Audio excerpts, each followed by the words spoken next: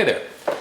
Welcome to yet another episode of John Works Too Much. Now in this episode, I'm going to be teaching you guys how to screen print a t-shirt. And the first step is you got to make the artwork. So with the artwork, we have to separate the color that you're going to print, the ink color, from everything else. And then you have to print it in all black. Okay, so let me show you what I mean by this. So right now, this gray and white checkerboard, that just means that it's transparent background. So then if you get closer, then you can see that my beautiful design says, wait for it. Let's bring this down a little bit. Whatever the question is, more government is the answer. Now I think that's delightful. I also made this design that said, light is not afraid of darkness. Now I think that's pretty cool. Okay, so that's got to be in all black. The gray and white checkerboard is background. So let me just show you, I'm going to put a background behind it so you can see, like, imagine there was a shirt there. And now all of a sudden it's on a gray background, like, oh, that's a gray shirt with black ink, okay? But maybe you don't want black ink. Maybe you want a different color ink. So you're like, what would that look like if it was red ink? And there's the answer. You know, that's with red ink. Or, for example, maybe if you want to have pink ink, which I would not, there's black. If we wanted to change it to some other color like green or whatever, then we could just change that as we went to all kinds of different colors. But whenever it comes down to it, you want to print in black. And I'm going to show you why in a minute. So stay tuned because it's very important. So the next step you would want to do is we want to fit all this on one screen, which I just did. And then you would print that. Okay, so I'm not going to do that right now because I already did it. All right, so here it is. I printed off in 11 by 17. And this is the way I want it to look. So when I put it on my shirt, I'm like, that's about the right size. And, you know, like, that's about the right size. That's where I want it to be. So when it prints off right, I have a stamp. And it says, I'll allow it. Thank you, James Bedwell. Okay, so then you print it off on a real thing, and that's going to be on a transparency. And so you can see there's black ink on transparency, and then we will take that and we'll make a screen. So next thing I want to do, because I put two designs on one piece of transparency because I'm lazy, is cut it. I don't know if your scissors do that. Mine are magical. So now we've got light is not light is not afraid of darkness, and whatever the question is, more government is the answer. I can learn how to talk. All right, so now we're going to go and we are going to make the screen. That's the next step. So the next step, and this is very important, is you have to have a room that has no UV light in it, okay? Now, how do you do that? Well, there's different ways you can do it. You can have a totally dark room. That's really impossible because you can't see. Or you can have bulbs that are especially made for doing this kind of work. And they have like screw-in light bulbs, like regular light bulbs. They're, I don't know, $10 or something like that. And then I've got these fluorescent ones. So I set mine up like this. So for me to be able to work on making the screen, not on printing, but on making the screen, I have to have the light different. So this light now has UV in it. And the problem is that the emulsion that's on these screens is UV sensitive. So before it's been exposed to UV light, it is water soluble. And that's what we want. But then we bake it. And so once it's exposed to UV light, then it's baked. And then the water can't penetrate it. So what we got to do is I've got my garage rigged up where I turn this light off and I turn this light on, and now we're UV safe. Okay, so here for a minute, you're gonna see this kind of light. And it's a little bit weird, I know, I get it. Okay, so I know this is a lot to process, but this screen, this is 110 mesh screen, which means it has 110 lines or strings or whatever per inch in each direction. Okay, so that's about an average size screen. Like, you can get higher mesh counts. I've got some that are 305 and stuff like that. You can get super fine detail, but for an average t-shirt, 110 is just fine. Okay, so this has emulsion on it, and this is you skim coat it across, and then you turn it over and you skim coat it across, and then I've got a drying rack over here, and I dry it in this same kind of light. Okay, and then I keep it in a dark room where no light is there, so that it doesn't get exposed. Because once this is exposed to light, then water can't penetrate it anymore. But we want water to be able to penetrate it just in the right places. Okay, so what we want to do is put this on the press, right? Which is important. Put this down, line it up, tighten it up. Okay, so that's where it's going to sit eventually when I make this screen. Now, I want to get my design, which is right here, remember? Light is not afraid of darkness, okay? Now I'm going to get invisible tape. You guys probably have some. If not, it's not that expensive.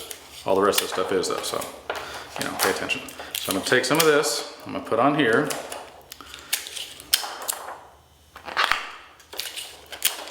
Now there are a bunch of ways to expose these screens. I'll show you some of them here in a second. Okay, so I'm going to line up my design. I've got lines on my press here already. Now I want to line this up, then I put it down. There we go. Okay, so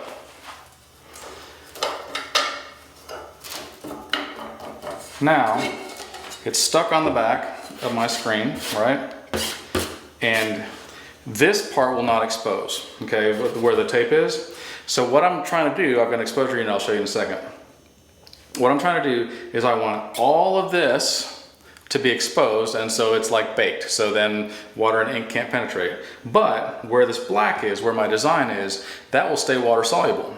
And so when I wash it out, then that's where the design will be. That's the stencil, and then ink can pass through that onto the t-shirt. Okay, so now the next step is exposing this thing, all right?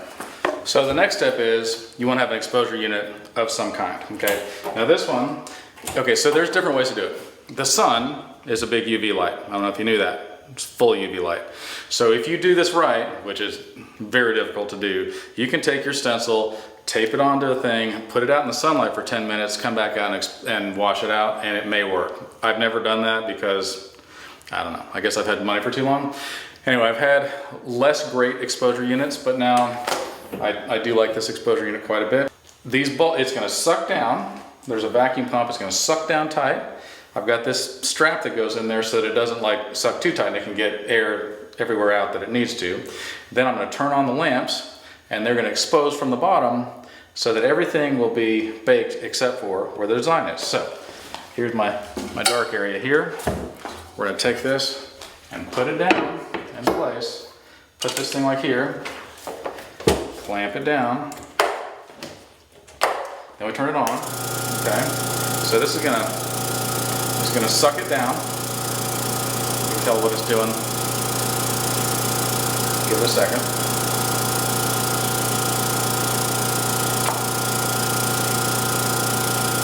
I'm setting my timer here. So you see how this is sucking down? I don't know if you can tell. Yeah, you can tell. Okay. So then when it locks in, then it kind of makes a noise, right? So then we start it, and then I don't know if you can tell, but there's a light that's going on underneath that, and that's exposing it. Now you want it to be sucked down because that way no light bounces around and makes it fuzzy on the edges. You want to have clean edges, right? So this is sucking down, it's exposing light onto it. That way the screen that I made is going to be able to be not water soluble except where the design is, and then we'll rinse it out. And it's going to be truly amazing. You're going to be like this, John, how do you know so much stuff about so much stuff? And I'll be like this. The reason why I know so much stuff about so much stuff is because I keep trying to find something that I'm good at. So far I've got nothing, so I just keep learning new things. A lot of people I guess don't do that. Anyway. So while you guys blinked, I let this expose, and I got another screen ready, right? The other one, which is whatever the question is, more government is the answer. Okay, so when you take this off, it looks literally no different, right? You take off this transparency, and then what happens? Nothing. It doesn't look like anything happened, but magic happened. I'll show you in a second. Okay. So now we're gonna take this other screen and put this in place. And it says, whatever the question is, more government is the answer. Which, if you know me at all, you know I don't really believe that. Okay, so we're gonna go over here and rinse the screen out. Hopefully, at your house, you have all this stuff. I know I do, but you know, whatever. So, what you gotta do, you got a washout tank, hopefully you do. And right now, we're still in UV safe light, right? I've got a power washer. I'm gonna turn it on. First, I gotta wet the screen, okay? And we're gonna turn it around. Wet the other side. Okay. Now, once that's wet, it's safe for a while. so I can turn on a light that you can see. Okay, see that? You can kind of see this pattern a little bit, but watch what happens whenever we rinse it out.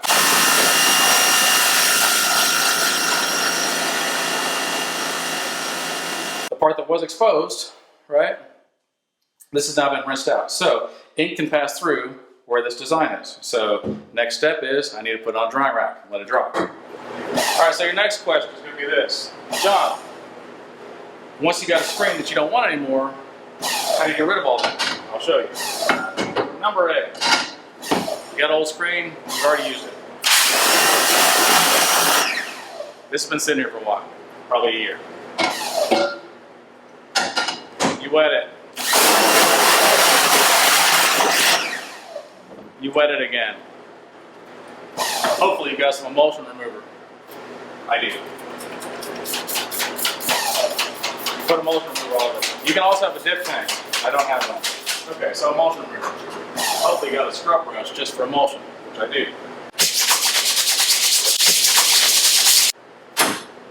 We should let that sit there for a bit. I'm gonna be lazy and just try it out. Let's see what happens.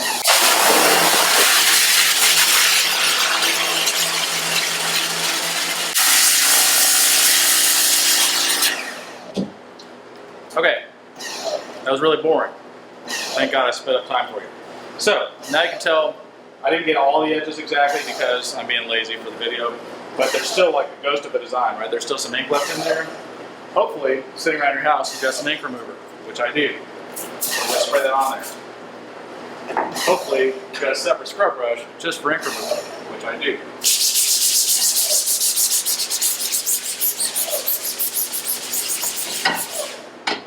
Scrub the other side too, so it matters.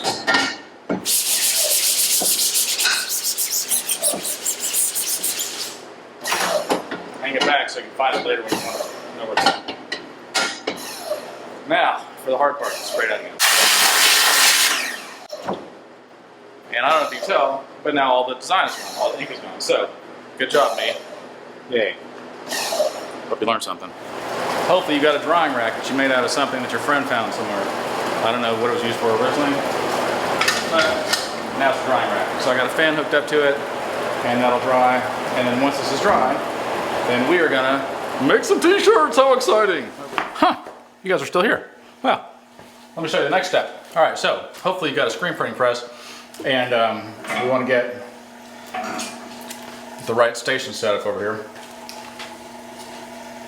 So the next step will be to tape off the back here, because otherwise you're going to get ink come through here and a big fat mess. So I already taped it because it's boring to watch. All right, so there's my design. Light is not afraid of darkness, and we're going to put it in place. Put it down. Line that sucker up. I got lines in here, you guys can't see them, but that centers it.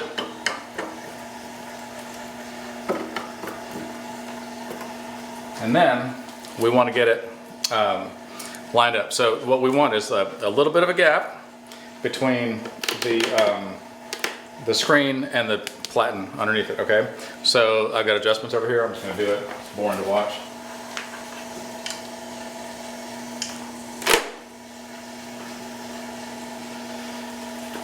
So that when you put it down, it has a little bit of a give, right? You want it to put the ink in and then lift it back out, okay? So that's our next step.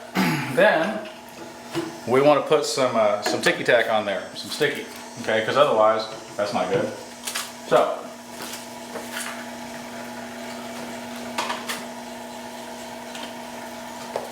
hopefully you got some of this sitting around your shop, which I'm sure you do. I don't need much because I'm just doing t-shirts.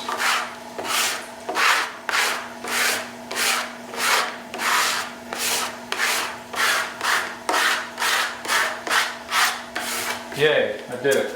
Okay, so now I've got my screen set up right here, which is amazing. I got the shirt that I'm actually going to use. I'm only making one of these because when you own your own shop, you get to just like do all this work so you can make yourself one shirt, because nobody else sells stuff like this. And I like to be unique, like everybody else. Just kidding, I'm a trendsetter. All right, so we want to get the shirt and put it on.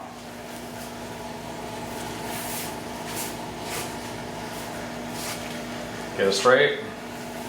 Get it in the right place. smooth it out, put down the thing, drag her ink across, so that's called flooding the screen, and then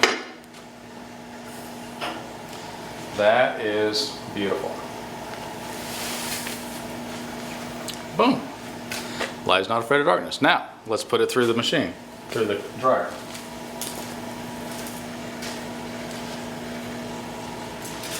Okay, so the conveyor, this ink will stay wet for pretty much ever. Not forever, but for a very long time, until you get it hot. Once you get it hot, it's plastisol ink. Once you get it hot, then it bakes on, and then you get cool designs like this one that says, "Help change the world." It has a dirty diaper. This is the kind of stuff I do. You see all those screens up there? I made all those. They're all dumb designs. All the stuff I wear, I make it all. Because I'm lazy like that.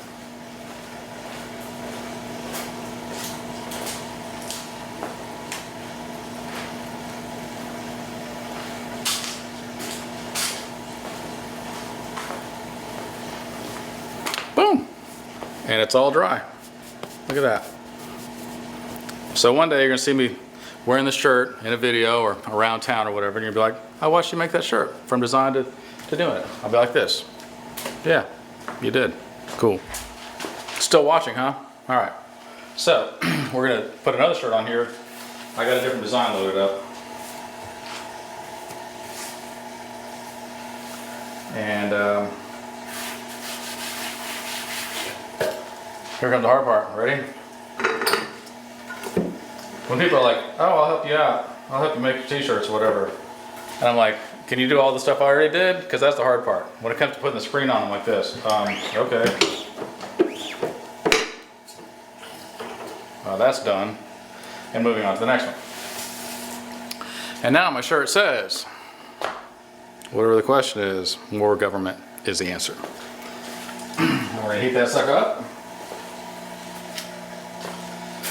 I love it. Now, many of you guys are like, if I had superpowers, what would I do with those superpowers? And you know, I've heard this one a lot. I would fly. I'm like, that makes sense. Okay. Here, I have a theory. I feel like that, like a caterpillar. You think that a caterpillar ever dreams about flying? Because one day he's gonna fly, right? So I think that maybe we dream about flying because maybe one day in heaven we will fly. That's just the theory that I've got. I don't know very much. This is probably ready already.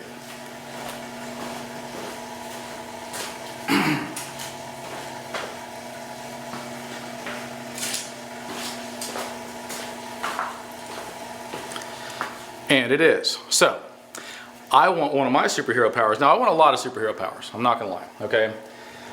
One of my superhero powers, because I didn't say just one. So, here's what I want. I want to be able to travel at the speed of thought. I want to be able to breathe anywhere, underwater, outer space, you name it, surface of the sun. I want absolute immunity, because who wouldn't want that? What else? Obviously, I want to be able to fly. I want the power to heal myself and others, because I think that's important, right? Like you accidentally end up in Pluto's, I don't know, third moon or something like that. You're like, it's a bit cold here, and I did not anticipate that all the atmosphere is made out of acid gas. And then the person I brought with me, I'm like, ooh, sorry, but I could heal them and heal myself or back to Earth and be like, let's take some time in Maui or whatever. All right, so, but here's another power I want. I want to be able to change my shirt just by thinking about it real hard and then jumping. Ready? Well, look at that. My shirt changed. Oh, that is nice. That looks really sharp. I like that. I wonder though if I can change it again. Let's try.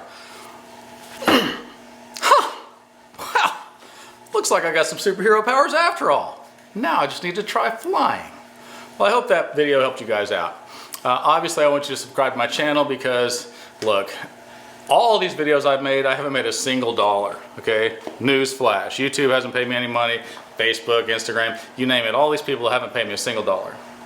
And I'm putting water in my kids' cereal. So if you could just please click the like and subscribe button. I mean, seriously, like I entertain you guys all day long, every day. Throw me a bone here. It doesn't cost you anything. They just get advertising dollars. You're gonna skip the ad anyway. Some idiot left $100 grand on the seat.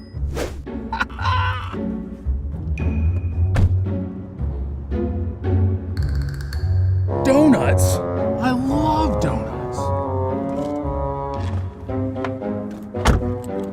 Not all criminals are this stupid. Don't make their job easier.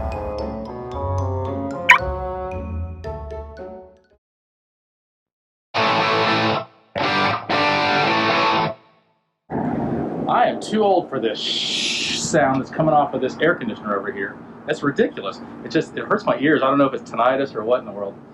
Anyway, so today, welcome to yet another episode of Don't Work Too Much. Today we're going to take off this beautiful vinyl siding. I don't know if you can tell, there's kind of a glare to the sun. Well, come on over here, Rachel. So it's got kind of like you know when the crowd in a stadium does the wave. This is kind of doing the wave as well. So we're going to take that off and we're going to put Hardie there and then we're going to paint it. It's going to be amazing. So I want to talk to you about being a peacemaker. Now, it says that blessed are the peacemakers. Jesus says this. Blessed are the peacemakers, for they will know peace. Okay?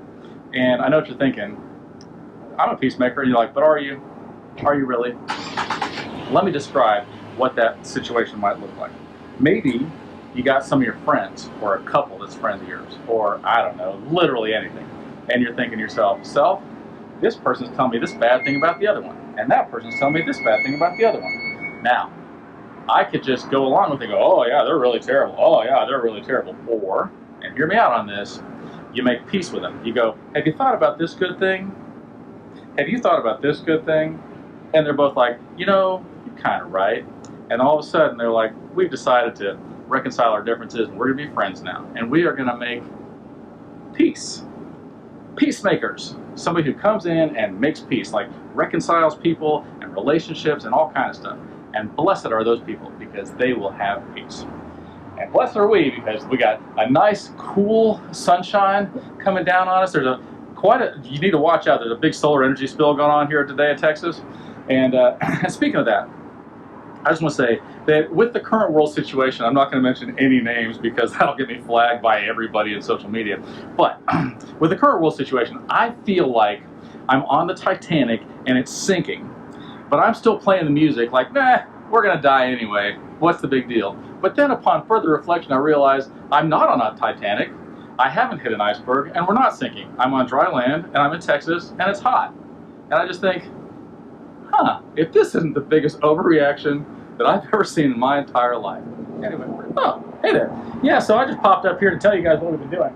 So we took all the vinyl off and then we put Hardie on. We still have to trim it and then caulk it and paint it.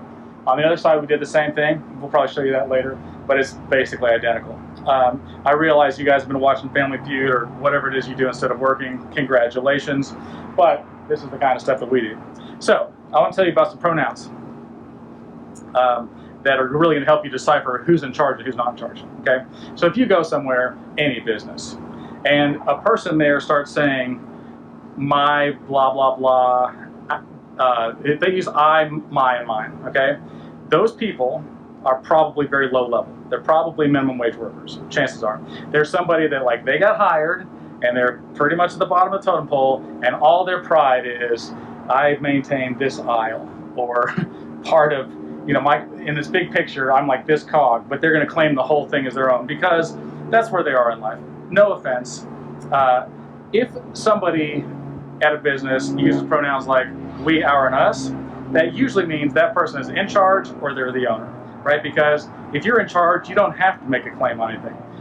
You just simply go, it's mine already. I don't need anybody to like puff me up. I'm fine. I know I own it. So that is usually a good indicator. Like this person's actually in charge. This person's not in charge. The person that's in charge doesn't need anybody to say anything. In fact, they want to like shirk some responsibility. Like, oh yeah, we did that. Us, those guys over there did that. Don't ask me, because I can actually fix it.